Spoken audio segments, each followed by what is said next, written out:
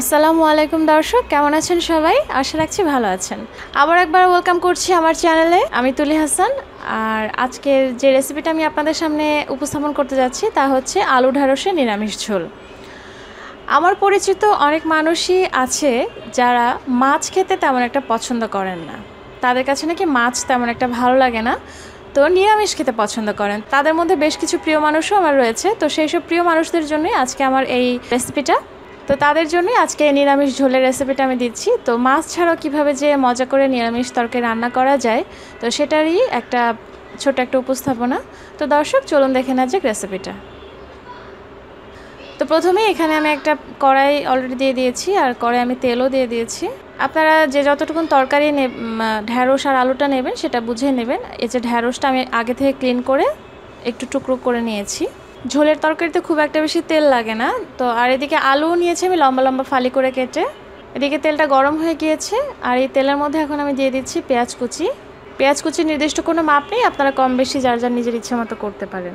তো এবার পেঁয়াজটাকে আমি একটু হালকা করে ভেজে নিচ্ছি। পেঁয়াজটা ভাজা হয়ে গিয়েছে, একেবারে ব্রাউন করে ভাজা যাবে না, জাস্ট একটু কালারটা একটু চেঞ্জ হয়ে গিয়েছে। তো এবার এর মধ্যে আমি দিয়ে দিচ্ছি কেটে রাখা আলুগুলো। ঢ্যাঁড়স যেহেতু নরম একটা তরকারি, সেদ্ধ হতে বেশি সময় নেবে না, আলুটা একটু বেশি সময় লাগবে। তো সেজন্য আলুটাকে আমরা একটু খানিকক্ষণ কষিয়ে নেব। এবার এর মধ্যে দিয়ে দিচ্ছি আমি হলুদের গুঁড়ো সামান্য একটু, ধনিয়ার গুঁড়ো দিয়ে দিচ্ছি আধা চা চামচ, সামান্য একটু পানি দিয়ে দিচ্ছি যাতে করে মশলাটা লেগে না যায়। দিয়ে দিচ্ছি স্বাদ অনুযায়ী মরিচের গুঁড়ো। এবারে সব কিছু একসাথে ভালো করে নাড়াচাড়া করে মিশিয়ে নিচ্ছি।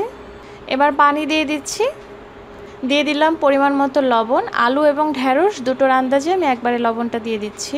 একটু নাড়াচাড়া করে এখন ঢাকনা দিয়ে রান্না করব আলুটাকে আধা সেদ্ধ হওয়া পর্যন্ত।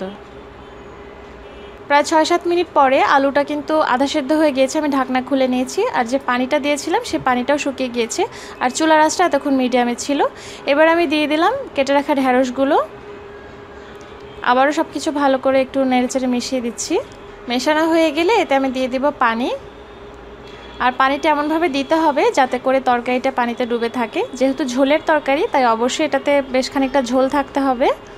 আর এমনিতেও আলু কিন্তু অনেক পানি সোক করে নেয়। আমি আরও খানিকটা পানি দিয়ে দিলাম।